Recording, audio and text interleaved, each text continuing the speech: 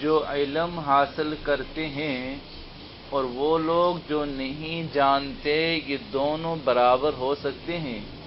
تو ظاہری سی بات ہے کہ جس کے پاس علم ہے یہ اور جس کے پاس علم نہیں، دونوں برابر ہو ہی نہیں سکتے۔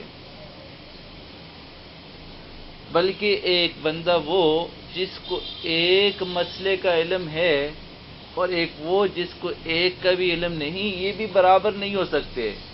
کہاں عالم اور کہاں عام بندہ، ان دونوں کا مقام یہ اللہ کا قرب حاصل کرنے میں یہ دونوں برابر نہیں ہو سکتے۔ ایک مثال سے تھوڑا سا سمجھیے گا، اور اگر اس مثال سے آپ سمجھ گئے تو پورا جو ہے بیان کا خلاصہ بھی یوں سمجھیں ہو جائے گا۔ بخاری شریف کی روایت ہے کہ 3 بندے کہیں سفر کر رہے تھے۔ پہلے دور کا واقعہ تھا۔ اب اس طرح جو ہے سفر ہوتے نہیں تھے، تو سفر کر رہے تھے، کہیں رات کا وقت آیا تو انہوں نے ایک غار میں جو ہے جا کے قیام کر لیا۔ ہوٹلنگ کا سسٹم تھا نہیں، کہیں چل رہے تھے تو وہاں ایک ہی چیز تھی کہ غار میں انسان جا کے بیٹھ جائے۔ یہ غار میں چلے گئے اور اس غار کے اوپر ایک چٹان آئی اور اس غار کے منہ پہ جا کے رک گئی۔ اب سوچیں کہ جی غار کے منہ پہ چٹان اور یہ اندر جو ہے بند ہو گئے، اس طرح ہم کمرے میں بند ہیں، بات جو ہے بالکل جو ہے لاک ہو جائے، ہم کیا کریں گے؟ تو ظاہری طور پر جو ہے اگر انسان سوچے کسی کو آواز دے گا تو کوئی آواز سننے والا نہیں، اگر زور لگائے گا وہ چٹان ٹنوں کے لحاظ سے وزن رکھتی تھی تو وہ اپنی جگہ سے سرک نہیں سکے گی۔ اب ان تینوں نے شاید جو ہے کچھ تھوڑا بہت علم حاصل کیا تھا۔ یہ تھوڑا سا علم تھا، یوں سمجھیے ایک مسئلہ سیکھ کر اس پہ انہوں نے عمل کر لیا تھا۔ تینوں نے سوچا کہ جی کیا کریں؟ پھر کہا کہ جی اللہ سے دعا کرتے ہیں اور اپنے زندگی کے کسی خاص عمل کو وسیلہ بنا کر دعا کرتے ہیں۔ ان میں سے ایک نے یوں دعا کی، اب دیکھیں اس نے کہیں سے تو سنا ہوگا نا، والدین کی خدمت کرنا اجر کا باعث ہوتا ہے۔ ایک مسئلہ ہی سیکھ لیا تھا اور اس مسئلے نے آج اس کو یہاں سے نجات دے دینی۔ اس نے کہا اللہ میری زندگی کا معمول یہ تھا، میں پورا دن بکریاں چراتا، شام کو جب دودھ لے کر آتا تو سب سے پہلے والدین کو دیتا اور اس کے بعد گھر کے اور بیوی بچوں کو دیتا۔ ایک دن چارے کی تلاش میں دور چلا گیا اور وہاں جب واپس پہنچا تو آدھی رات ہو چکی تھی۔ والدین میرے سو گئے تھے اور بچے جو ہے وہ دودھ آیا تو دودھ وہ مانگ رہے تھے، اور میری زندگی کا یہ معمول تھا کہ والدین کو سب سے پہلے ترجیح دینی۔ تو بچے مانگتے رہے، میں نے ان کو نہ دیا۔ یہاں کوئی ساتھی یہ نہ سوچے کہ جی بچوں کو تو دے دیتے۔ ایک ہوتا ہے نا بچوں نے ہو سکتا ہے کھانا تو کھا لیا ہو، جس طرح ہم ٹافی لائے کچھ کیک لائے کتنی پہلے والدین کو دیں گے، یہ کوئی زیادتی نہیں ہے۔ تو یہ بندہ والدین کے پاس سرہانے کے بعد پیالہ لے کے کھڑا ہو گیا، کھڑا رہا۔ جب رات کے آخری پہر والدین کی آنکھ کھلی تو انہوں نے دودھ کا پیالہ پیا۔ اب اس بندے نے کہا اے اللہ، یہ جو میں نے عمل کیا آپ کو راضی کرنے کے لیے کیا تھا۔ اگر والدین کے ساتھ میرا حسن سلوک تھا تو میری نیت جو ہے کوئی دنیاوی فوائد حاصل کرنا نہیں تھی، اللہ آپ کو راضی کرنا مقصد تھا۔ اس نے سن لیا تھا کہیں کہ جی والدین کو راضی کرنا یہ جو ہے والدین کی رضا میں اللہ کی رضا ہے۔ حدیث مبارکہ میں ہے رضا الرب فی رضا الوالد، اللہ کی رضا والد کی رضا میں ہے۔ بخاری کی روایت میں ہے ایک صحابی نے فرمایا من احق بحسن صحابتی میرے سب سے اچھے حسن سلوک کا حقدار کون ہے؟ فرمایا تمہاری ماں۔ اس کے بعد صحابی نے پوچھا اس کے بعد کون ہے؟ فرمایا تمہاری ماں۔ تیسری دفعہ فرمایا تمہاری ماں، پھر فرمایا تمہارے والد۔ کیونکہ علم کا کوئی مسئلہ اس نے سیکھا، ایک مسئلہ سیکھا اور اس پہ عمل کر دیا۔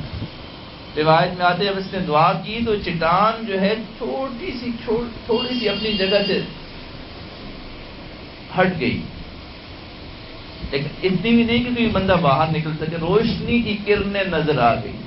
اللہ اکبر! کہ یہ اعمال بڑی بڑی چٹانوں کو بھی جو ہے ہٹا سکتے ہیں، جب مانگنے والا یقین سے مانگ رہا ہو، جب مانگنے والے کے عمل میں اخلاص ہو، تو پھر یہ چٹانیں بھی۔ آج ہم پریشانی میں پھنسے ہوتے ہیں، اس طرح وہ بندے غار میں پھنسے، کوئی نکلنے کا راستہ نہیں، ہم بھی تو پریشانیوں میں پھنسے ہوتے ہیں۔ ایسی پریشانیوں میں نکلنے کا کوئی راستہ ہی نہیں ہوتا، تو وہاں اللہ ہمیں بھی نکال سکتے ہیں۔ جو اللہ ٹنوں کے لحاظ سے چٹان کو ہٹا سکتے ہیں، ہماری پریشانیوں کو بھی ہٹا سکتے ہیں۔ ہم میں اور ان میں فرق یہ ہے کہ ہم جو ہے اللہ سے مانگتے نہیں۔ دوسرے نے یہ دعا کی، اے اللہ، شاید اس نے جو ہے قدوری کی کتاب البیوع وغیرہ پڑھی ہوگی یا معاملات کی صفائی کا پڑھا ہوگا۔ اے اللہ، میری زندگی کا معمول یہ تھا، میں ایک ٹھیکیدار تھا، مختلف لوگوں کو جو ہے مزدوری پہ رکھتا، شام کو ان کی مزدوری دے دیتا۔ ایک دفعہ ایک بندہ آیا، مزدوری کی اور اپنے جو ہے اس دن کی پے لیے بغیر چلا گیا۔ اب ہم ہوتے تو سوچتے ہیں چلو ٹھیک ہے، لیکن اس نے چونکہ کہیں کچھ علماء کی صحبت اختیار کی ہوگی، 2-4 دن اس نے جو ہے کچھ پڑھا ہوگا، سنا ہوگا، ایسی تو الہام نہیں ہوتا نا۔ اس نے کہا نہیں یار، یہ دوسرے کا حق ہے، اس کے اس پیسے کو اس نے جو ہے انویسٹ کرنا شروع کر دیا، اس کا جو پروفٹ آتا اس کو بھی انویسٹ کرتا گیا، حتیٰ کہ کئی سالوں کے بعد وہ بندہ اس کے پاس آ کہ یار آپ کی طرف میرے کچھ پیسے بنتے ہیں، وہ دے دیں۔ اس نے کہا اس دونوں پہاڑ کے بیچ میں جتنی بکریاں، جتنے اونٹ، یہ سب جانور ہیں، غلام ہیں، سب تمہارے ہیں۔ اس نے کہا آپ میرے ساتھ مذاق کرتے ہیں؟ کہا مذاق نہیں کر رہا، در حقیقت واقعی یہ ہے، یہ آپ ہی کا پیسہ ہے۔ اور وہ بندہ بھی سب کچھ لے گیا، کچھ بھی نہ چھوڑا۔ اب اس نے کہا اے اللہ، یہ جو میں نے عمل کیا تھا یہ صرف آپ کو راضی کرنے کے لیے، آپ کے راضی کرنے کی خاطر کسی کا میں نے پیسہ نہیں دبایا تھا۔ اے اللہ، چٹان کو دور فرما۔ چٹان تھوڑی سی اور دور ہو گئی۔ اور تیسرا نوجوان، اس نے بھی دعا کی، اس نے کہا اللہ، میری ایک کزن تھی جس کے ساتھ میرے بڑے اچھے تعلقات تھے، ایک دن میں نے اس سے انتہائی قربت کا مطالبہ کیا، اس نے کہا اللہ سے ڈر اور یہ کام نہ کر، کہ میں فوراً پیچھے ہٹ گیا کہ اللہ سے ڈرنا ہے تو واقعی اللہ سے ڈر کے جو ہے نا ڈرنا چاہیے، پیچھے ہٹ گیا۔ اللہ، یہ جو میں بالکل ماحول تھا، سب کچھ تھا، صرف آپ کا نام کی عظمت کی وجہ سے میں پیچھے ہٹ گیا۔ تو ایک جنی اس کو پتا تھا کہ جی اللہ کا نام، اللسان خوف کھاتا ہے، اللہ اس کو بڑا مقام دیتے ہیں۔ وَأَمَّا مَنْ خَافَ مَقَامَ رَبِّهِ وَنَهَى النَّفْسَ عَنِ الْهَوَىٰ فَإِنَّ الْجَنَّةَ هِيَ الْمَأْوَىٰ۔ تو ان تینوں نے اگر یوں سوچے تو کچھ نہ کچھ ان کو اویئرنس تو ہوگی، تبھی تو انہوں نے عمل کیا۔ اب سوچے، جس نے ایک مسئلہ سیکھ لیا اللہ کی رضا کے لیے، اللہ ان کو پریشانیوں کے غار سے نکال رہے ہیں، جو عالم بن رہے ہیں، جن کو اتنے مسائل علم ہو جائیں، اللہ ان کے ساتھ کیا معاملہ کرے گی۔ ملکہ زبیدہ فوت ہونے کے بعد کسی نے خواب میں دیکھا ایک بہترین کرسی پہ ہیں، بڑی اچھی حالت میں ہیں، پوچھا کہ جی آپ کے ساتھ کیا معاملہ رہا؟ کہا ایک دن میں سہیلیوں کے ساتھ بیٹھی ہوئی تھی اور اتنے میں اذان ہو گئی، میں نے سب کو چپ کروا دیا کہ چپ ہو جاؤ، اللہ کو میری یہ ادا پسند آئی کہ جی انہوں نے میرے نام کی اتنی لاج رکھی ہے، اللہ نے معاف فرما دیا۔ جو ایک مسئلے پہ عمل کر لیتا ہے اللہ اس کی جو ہے نا لاج رکھ لیتے ہیں۔ یہ جو اساتذہ آپ کو ہر دن آ کے اتنا علم سکھاتے ہیں، در حقیقت یہ آپ کو بہت بڑا مقام دینا چاہتے ہیں۔ اس لیے اب آیت کو سمجھیے، قُلْ هَلْ يَسْتَوِي الَّذِينَ يَعْلَمُونَ، علم والے اور علم نہ رکھنے والے برابر نہیں ہو سکتے۔ علم والے اللہ کا قرب پا لیتے ہیں، علم والوں کو اللہ مسائل سے نکال لیتے ہیں۔ جس کو ایک مسئلے کا علم ہے اللہ اس کے ساتھ اتنی مہربانی کا معاملہ کرتے ہیں، جس کو اتنے مسائل کا علم ہوگا اللہ اس کے ساتھ کتنی مہربانی کا معاملہ۔ فقیہ واحد اشد علی الشیطان من الف عابد، ایک فقیہ جو ہے شیطان پر 1000 عبادت گزاروں سے زیادہ افضل ہے۔ یہ اس لیے کہ فقیہ کے پاس اللہ کا علم ہے۔ اس لیے تو حضرت علی رضی اللہ تعالیٰ عنہ فرماتے تھے، انا عبد لمن علمنی حرفا واحدا، میں غلام ہوں اس کا جس نے مجھے ایک لفظ سکھا دیا، ایک لفظ سکھایا میں اس کا غلام ہوں، چاہے تو مجھے بیچ دے، چاہے تو مجھ سے خدمت لے۔ علم کا ایک مسئلہ سیکھنا، یہ حضرت علی رضی اللہ سمجھتے تھے کہ یہ ایک مسئلہ بھی انسان کے لیے کافی ہو جاتا ہے۔ تو آپ تو وہ خوش قسمت ہیں جو ایک مسئلے نہیں 1000 مسائل سیکھیں گے۔ مرشد عالم غلام حبیب رحمہ اللہ فرمایا کرتے تھے، آخری عمر میں کہتے تھے کہ میں شہباز میری پرواز اللہ اکبر، میں شہباز میری پرواز اللہ اکبر۔ کسی نے پوچھا حضرت کیا؟ فرمائے جتنے لوگ جو ہے عمل کر رہے ہیں، جن کو اللہ اللہ سکھایا ہے، ان سب کا ثواب مجھے مل رہا ہے، ہر دن اللہ میری روحانی ترقی میں اضافہ کرتے ہیں۔ تو آپ تو وہ مشین بنتے جا رہے ہیں جس سے 1000 لوگ جو ہے دین پہ آئیں گے، وہ بھی عمل کریں گے، آپ بھی عمل کریں گے، پھر آپ کہیں گے میں شہباز میری پرواز اللہ اکبر۔ تو یہ اساتذہ آپ کو ملٹیپل فوائد دینا چاہتے ہیں۔ آپ خود عمل نہیں کریں گے بلکہ اور لوگوں کو بھی عمل پہ کھڑا کر دیں گے۔ ان سب کا اجر بھی الدال علی الخیر کفاعلہ، اچھی بات بتانے والا ایسا ہے جو گویا کہ اس نے خود کر دیا وہ عمل۔ اس لیے یہ علم کا راستہ بڑا زبردست راستہ ہے، بہت اچھا سعادتوں کا راستہ ہے۔ ایک ایک مسئلے پہ اللہ راضی ہو جاتے ہیں، ایک ایک عمل پہ اللہ راضی ہو جاتے ہیں۔ پتہ نہیں کون سے ایک وقت آپ سمجھتے ہیں یار میرے حالات تو ویسے ہی نہیں، کچھ مجاہدے کی پٹی سے گزارا جائے گا یوں فوراً بوسٹ ہو جائیں گے۔ اس لیے اس علم کو سیکھیں، اس علم سے علم کے صف میں آپ کا نام ہے، اس پہ بھی اللہ کا شکر ادا کریں۔ آپ کے ساتھ بھی کتنے طلبہ آئے ہوں گے، سال کے شروع میں وہ یہاں پہ نظر آئے اور اب نظر آپ کو نہیں آ رہے، اور آپ کو اللہ نے یہاں استقامت دے دی، اس پہ اللہ کا شکر ادا کریں کہ ہماری نالائکیوں کے باوجود، ناقدری کے باوجود اللہ نے ہمیں علم سے جوڑے رکھا ہے۔ اس لیے علم سے وہی جڑے گا جس میں اخلاص ہوگا، علم اسی کا جو ہے باقی رہے گا جس میں ادب ہوگا۔ ثالثہ میں کتاب آتی ہے، اب تو ثانیہ والے اگلے سال وہ پڑھیں گے۔ ایک محدث فرماتے ہیں ایک دفعہ وہ درس دے رہے تھے، یوں بیٹھے ہوئے، سامنے گلی میں جو ہے ایک بچہ جب دروازے کے قریب آتا تو یہ اٹھ کے کھڑے ہو جاتے۔ پھر چلا جاتا، یہ بیٹھ جاتے۔ شاگرد دیکھ رہے تھے کہ استاد پڑھاتے ہوئے اٹھ رہے ہیں پھر بیٹھ رہے ہیں۔ کئی دفعہ ایسا ہوا درس کے آخر میں شاگردوں نے پوچھا، استاد جی آج آپ کیا اٹھ رہے تھے بیٹھ رہے تھے؟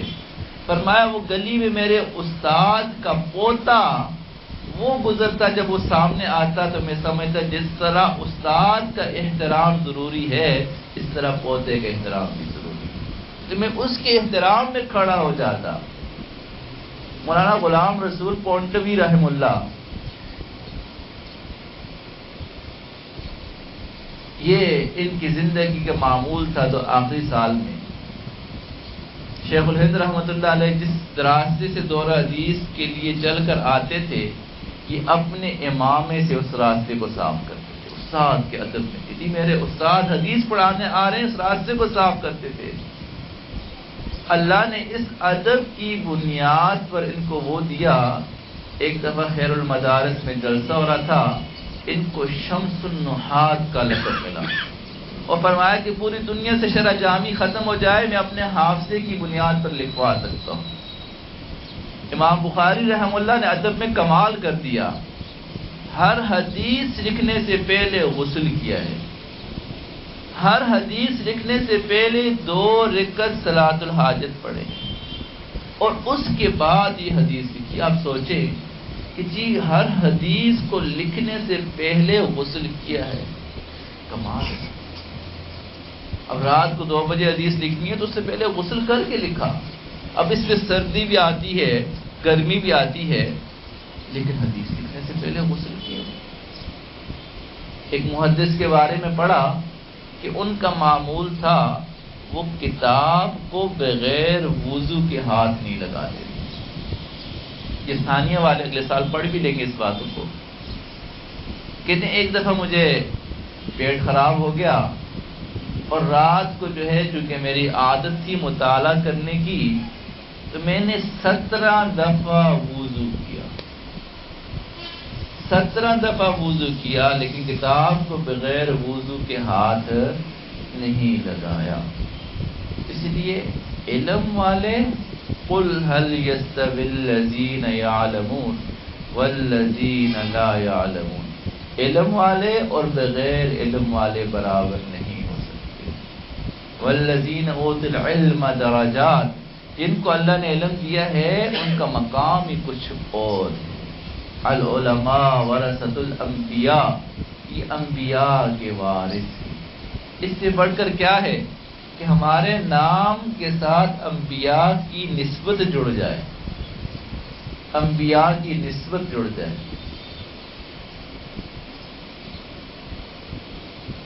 مفتی شفیع صاحب رحمہ اللہ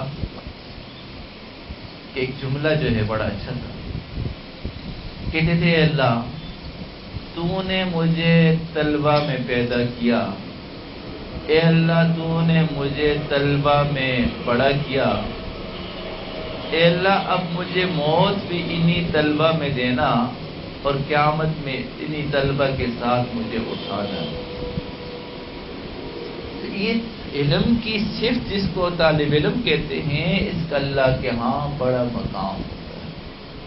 اس لیے آپ سب اپنے مقام کو پہچانیں، امتحان سے ڈرے نہیں۔ یہ امتحان تو اسی لیے لیا جاتا ہے کہ جی وہ جو پچھلے مسئلے کہیں رہ گئے وہ دوبارہ آپ کے سامنے آ جائے، عمل میں آ جائے۔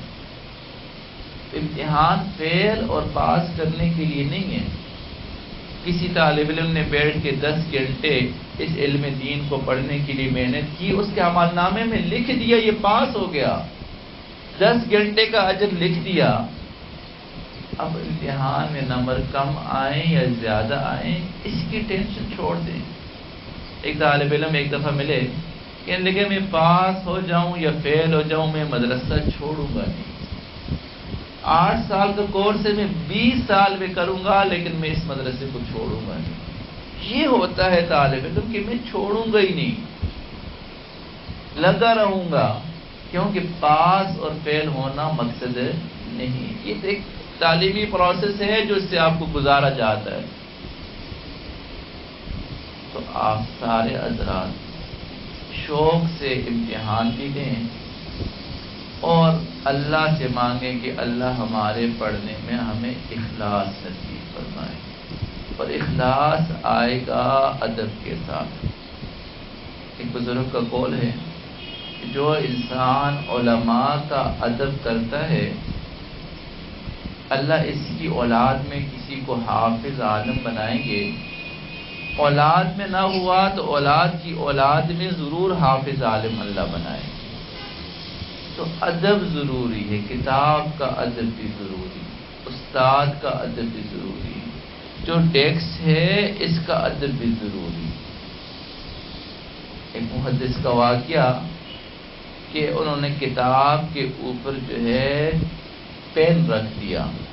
استاد نے کہا کہ جی اگر آپ نے انجانے میں رکھ دیا تو کوئی بات نہیں، ورنہ اگر جان بوجھ کے رکھا ہے تو علم سے محروم ہو جاؤ گے. یہ کتاب ہے، عام چیز تو نہیں. اس لیے علماء نے یوں فرمایا کہ جی آپ سب سے پہلے اوپر تفسیر کی کتابیں رکھیں، اس کے نیچے حدیث کی، اس کے نیچے فقہ کی، اس کے نیچے دیگر فنون کی کتابیں رکھیں. کتابیں رکھنے کے آداب بھی علماء نے لکھے، بیگ کے اندر رکھنے کے آداب بھی علماء نے لکھے. یہ عادت جب بھی مدرسے آتا تھا تو کتابیں رکھنے کی ترتیب جب سے یہ پتہ چلا تھا ہمیشہ یہی ہوتی. سب سے اوپر بیگ میں تفسیر کی کتاب ہوتی تھی، تفسیر ہوتی تھی، پھر حدیث ہوتی تھی. تو یہ ادب جو ہے انسان کو بڑا مقام دے دیتا ہے. کتاب کا ادب بھی کرنا ہے، بلکہ اپنے مدرسے کا ادب بھی کرنا ہے. یہ سب سے ہٹ کر جو اس مدرسے کا چوکیدار ہو، خادم ہو، اس کا ادب بھی کرنا ہے. جب وہاں سے ادب شروع نہیں کریں گے تو بڑا ادب نہیں آئے گا. ادب کی ابتدا وہیں سے ہوگی کہ یار یہ کتنا عظیم انسان ہے. ہم جاتے ہیں ساری چیزیں ہمیں سہولت کے ساتھ مل رہی ہوتی ہیں، صاف مل رہی ہوتی ہیں، یہ صاف کر رہا ہوتا ہے، تو وہی ہمارا محسن ہے. بے ادب انسان محروم ہو جاتا ہے اور با ادب جو ہے وہ مقبول ہو جاتا ہے. دعا ہے کہ جو کچھ کہا گیا اللہ عمل کرنے کی توفیق عطا فرمائے. وآخر دعوانا الحمدللہ رب العالمین. اللهم صل على سيدنا محمد وعلى آل سيدنا محمد وبارك وسلم. اللهم صل على محمد كما هو أهله. اللهم صل على محمد كما تحب وترضى. اے اللہ کریم ہم آپ کے عاجز کمزور مسکین گنہگار بندے ہیں، ہمارے گناہوں کو معاف فرما، ہمارے عیبوں کی پردہ پوشی فرما. اے اللہ ہمیں اپنے عمل میں اخلاص نصیب فرما. اے اللہ اس پڑھنے میں اخلاص نصیب فرما. اے اللہ آپ نے مدرسے سے جوڑ دیا، اے اللہ اب اس عمل کی لاج رکھ لیجیے. ہر وہ گناہ جو ہمیں علم سے دور کرتا ہے اسے ہمیں بچا دیجیے. اللہ ہر وہ گناہ جو آپ کے قرب سے دور کرتا ہے اس سے بچا دیجیے. اے اللہ اس علم پہ عمل کرنے والا بنا دیجیے، اس علم پہ عمل کرنے والا بنا دیجیے. اے اللہ طلبہ کے امتحان ہیں، اے اللہ امتحان میں سب کو کامیاب فرما دیجیے. دنیا کے امتحانات میں بھی کامیاب فرما. اللہ آخرت کے امتحانات میں بھی اللہ ممتاز فرما. اے اللہ سب کو اچھے نمبروں سے کامیاب فرما. اللہ کریم سب کی محنتوں کو قبول فرما، اساتذہ کرام کی محنتوں کو قبول فرما. اے اللہ جو انتظام کرنے والے ہیں ان کے انتظام کو قبول فرما. اے اللہ ہمارے مولانا محمد علی ٹبا صاحب کی محنتوں کو قبول فرما. اے اللہ مولانا عامر ٹبا، اے اللہ ان کی محنتوں کو قبول فرما. اے اللہ یہ اسی خاندان کا فیض ہے، اے اللہ اس کا ثواب ان کو بھی پہنچا دیجیے. اے اللہ اس کا ثواب ان کو بھی پہنچا دیجیے. اللہ کریم ان کی فکر جو فکر تھی، جو ادب تھا، اے اللہ وہ ادب ان سب طلبہ میں منتقل فرما دیجیے. اے اللہ ہم سب کو اپنے اساتذہ کے ساتھ محبت کرنے والا بنا. اے اللہ اپنے ساتھیوں کے ساتھ محبت کرنے والا بنا. اللہ ہمارے دل کو کینے سے صاف فرما، ہماری نگاہوں کو شریعت کی لگام عطا فرما، ہماری زبان کو اے اللہ شریعت کی ترجمان بنا. اے اللہ ہمیں ایسا بنا کہ ہر دن ہمارے اعمال میں نیکیوں کے اضافہ ہو. اے اللہ گناہوں سے دوری نصیب فرما.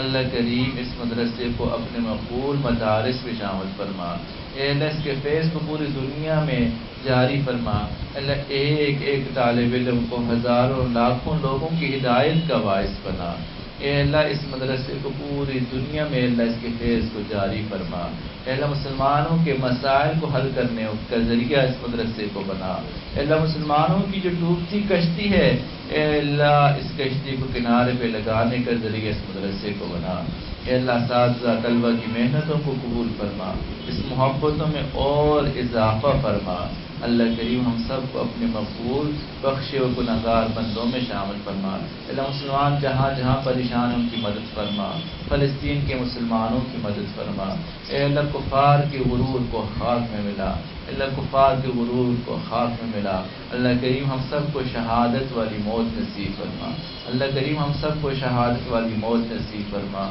صلی اللہ تعالی علی خیر خلقہ